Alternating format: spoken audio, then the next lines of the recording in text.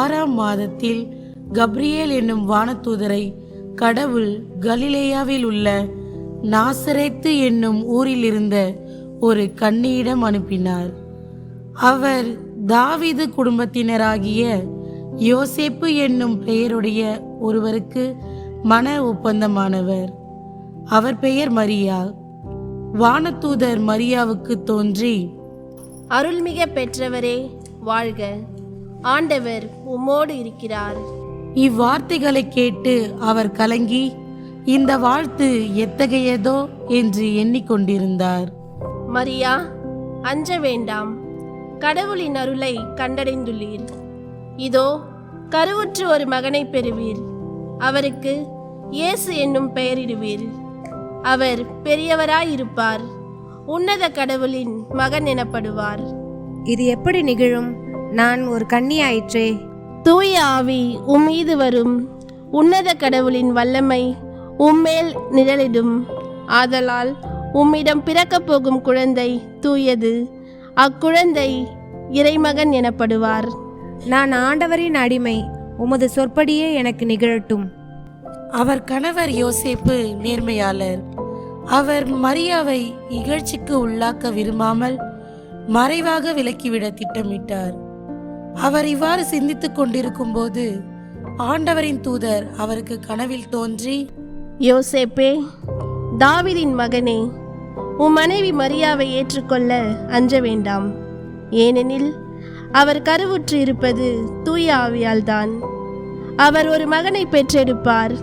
அவருக்கு இயேசு என்னும் பெயரிடுவீர். யோசேப்பு தூக்கத்தில் இருந்து விழித்தெழுந்து ஆண்டவரின் தூதர் தமக்கு பணித்தவாறே தம் மனைவியை ஏற்றுக்கொண்டார். அக்காலத்தில் அகுஸ்து சீசர் தம் பேரரசு முழுவதும் மக்கள் தொகையை கணக்கிடுமாறு கட்டளை பிறப்பித்தார். இதனால் மக்களுக்கு அறிவிப்பது என்னவென்றால், உலகமெங்கும் இருக்கும் மக்களின் மக்கள் தொகையை கணக்கு பார்க்கும் பணி நடக்க இருப்பதால் மக்கள் அனைவரும் தங்கள் சொந்த ஊருக்கு சென்று தங்கள் பெயர்களை பதிவிடுமாறு கேட்டுக்கொள்ளப்படுகிறார்கள். எக்காரணத்தை கொண்டும் தாமதப்படுத்தக்கூடாது.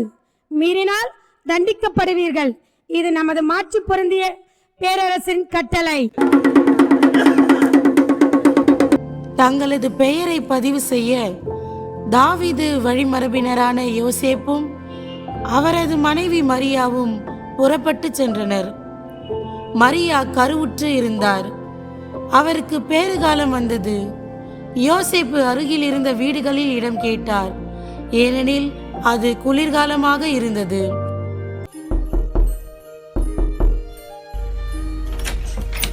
ஐயா, ஐயா, என்ன வேண்டும் உங்களுக்கு? எனது மனைவி பேறுகால வழியில் உள்ளார். நாங்கள் தங்குவதற்கு இடம் கொஞ்சம் தாருங்கள். இங்கே இடமில்லை, நீங்கள் பக்கத்து வீட்டில் கேளுங்கள். சரிங்க ஐயா. ஐயா, ஐயா,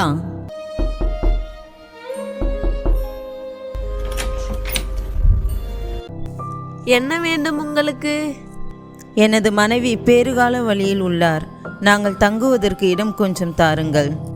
ஏற்கனவே இங்கு ஆட்கள் அதிகமாக உள்ளனர். நீங்கள் அருகில் உள்ள வீடுகளில் கேளுங்கள்.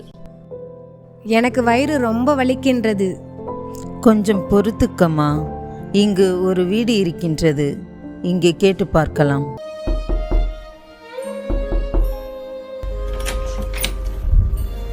ஐயா, ஐயா, என்ன வேணும் உங்களுக்கு? எனது மனைவி பேறுகால வழியில் உள்ளார். நாங்கள் தங்குவதற்கு இடம் கொஞ்சம் தாருங்கள். இங்கே சிறிதளவு கூட இடமில்லை. இவர்களை பார்ப்பதற்கும் பாவமாக இருக்கிறது. இந்த வீட்டிலும் இடமில்லை. ஆனால் வீட்டின் பின்புறத்தில் மாட்டுத் தொழுவம் ஒன்று உள்ளது. அங்கு தங்கிக் கொள்கிறீர்களா? அந்த இடமே எங்களுக்கு போதுமானது. நான் அழைத்து செல்கின்றேன், வாருங்கள். மரியா இயேசுவை பெற்றெடுத்தார்.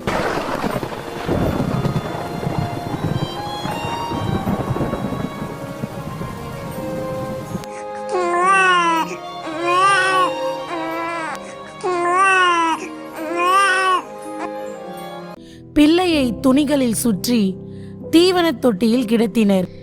அப்பொழுது அப்பகுதியில் உள்ள வயல்வெளியில் இடையர்கள் தங்கி இரவெல்லாம் தங்கள் கிடையை காவல் காத்து கொண்டிருந்தார்கள். திடீரென்று வானதூதர் அவர்கள் முன் வந்து நின்றபோது அவர்கள் அச்சத்தில் நடுங்கினார்கள். அங்க பாருடா, அங்க பாருடா.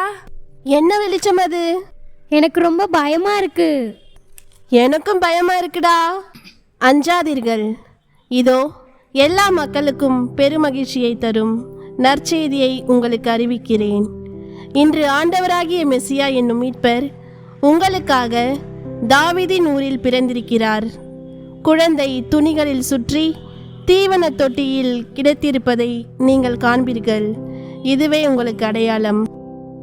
வாருங்கள், நாமும் சென்று குழந்தையை வணங்குவோம்.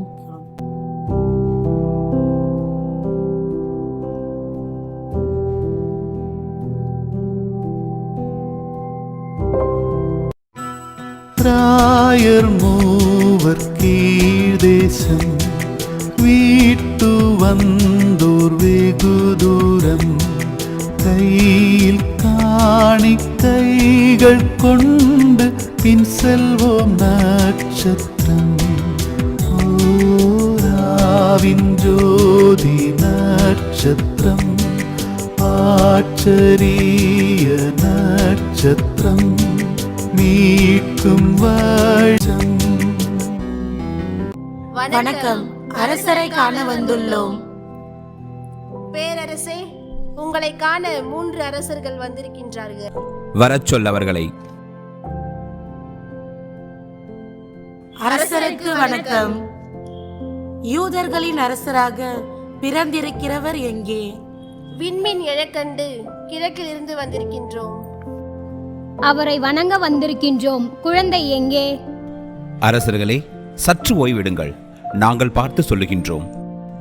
ஞானிகளே, அரசர்கள் கேட்கும் கேள்விகளுக்கு பதில் சொல்லுங்கள். மெசியா எங்கே பிறந்திருக்கிறார்? அவர்களிடம் கூறுங்கள். யூதேயாவில் உள்ள பெத்லகேமில் அவர் பிறக்க வேண்டும் என்று இறைவாக்கினர் எழுதியுள்ளார். யூத நாட்டு பெத்லகேமே, யூதாவின் ஆட்சி மையங்களில் நீ சிறியதே இல்லை. ஏனெனில் என் மக்களை ஆளப் போகிறவர் உன்னிடமிருந்தே தோன்றுவார் என்று இறைவாக்கினர் எழுதியுள்ளார். ஏனெனில் போதும், நிறுத்துங்கள். நீங்கள் சென்று குழந்தையை வணங்கிவிட்டு எனக்கும் வந்து சொல்லுங்கள். அப்போது நானும் சென்று குழந்தையை வணங்குவேன்.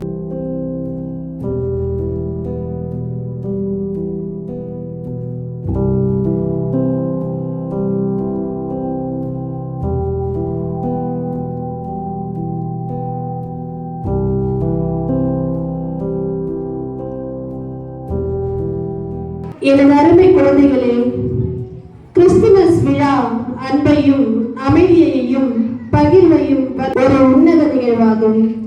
இயேசு பாலகரின் பிறப்பு உலகிற்கு மனித நேயத்தையும் நம்பிக்கையையும் ஒளியையும் கொண்டு வந்துள்ளது. சாதி மத வேறுபாடுகளை தாண்டி இந்த திருநாளில் அனைவரிடமும் அன்பு செலுத்தி மகிழ்ச்சியை பகிர்ந்து அமைதியான